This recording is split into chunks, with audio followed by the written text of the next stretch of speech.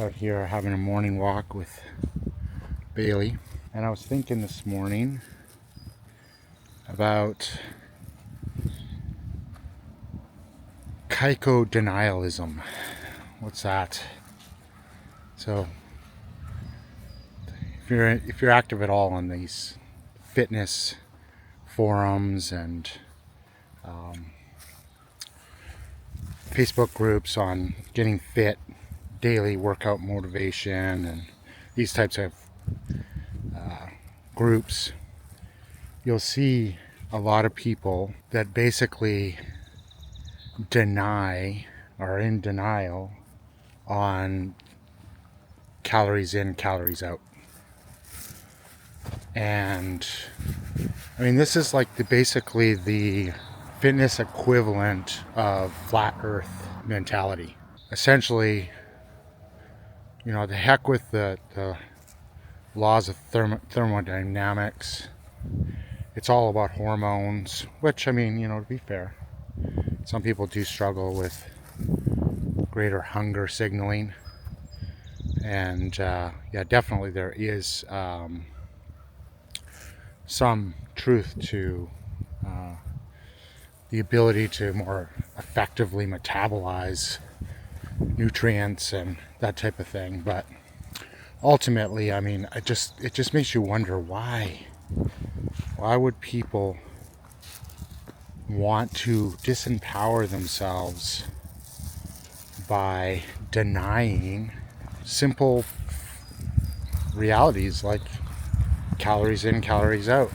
And I guess, like, ultimately the reason, desire to lose agency over your physical fitness, like, for someone that wants to take control of their circumstances and their life, it seems crazy, but I think a lot of people do prefer the idea that it's out of their control and that they are something, and there's no redemption, that they are basically assigned a specific outcome, and that there's like these external forces working against them. Yeah, I think ultimately it is a lack of desire to have agency. I guess it gets back to this whole external locus of control versus internal locus of control.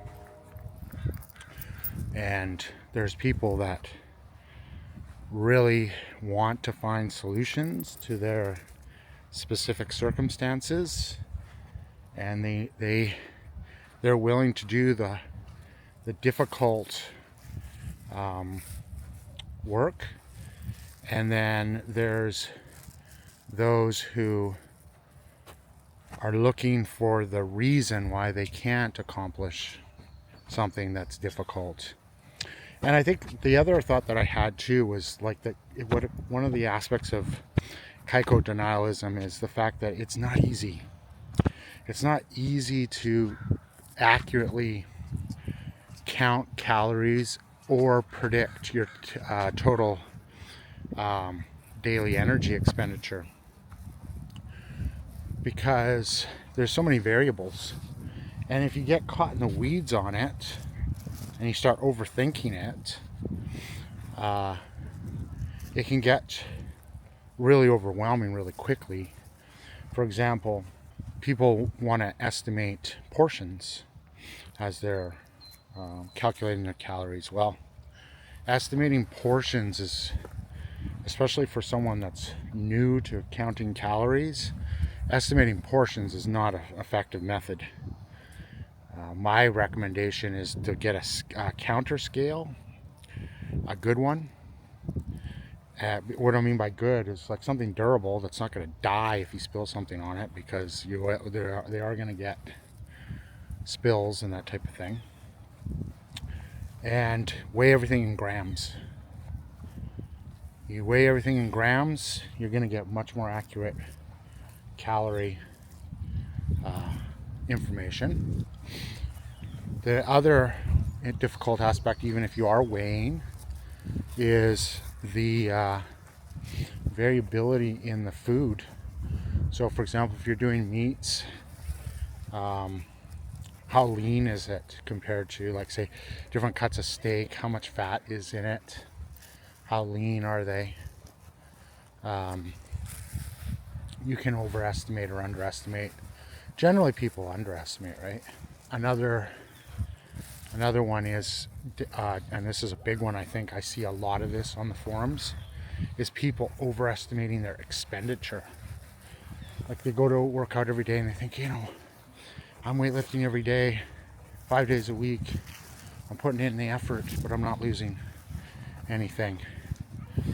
I'm not losing any weight. I'm not seeing any change. And it's like, okay, yeah, fair, but are you counting those? Like, you get these calorie estimates when you put your workouts in to a logger, and it's estimating that you burn like 500 calories in 45 minutes or an hour of weightlifting. Well, that's just completely inaccurate. My recommendation is, unless you're doing very long form cardio, and even with cardio you got to be careful, but if you're using like a program like Zwift, and you're tracking your power output, then you can fairly reliably track your calorie burn, because if you're putting your weight in, you're tracking the power that you're outputting. You're getting pretty close to actual calories burned. Come on, Bailey. And otherwise, with weightlifting, I don't even count those calories. I wouldn't try to estimate any type of like walking calories or anything towards your deficit. Anyways, yeah, those are just some thoughts that I had about kind of the fitness equivalent of flat earth. Flat earthers is CICO Denialism. What are your thoughts on CICO Denialism? Have you seen that on forums and on YouTube videos and different outlets for fitness? If so, comment down below. Let me know your experience with this phenomenon. And yeah, that's it for today. We'll talk to you again on the next one. Have a good one.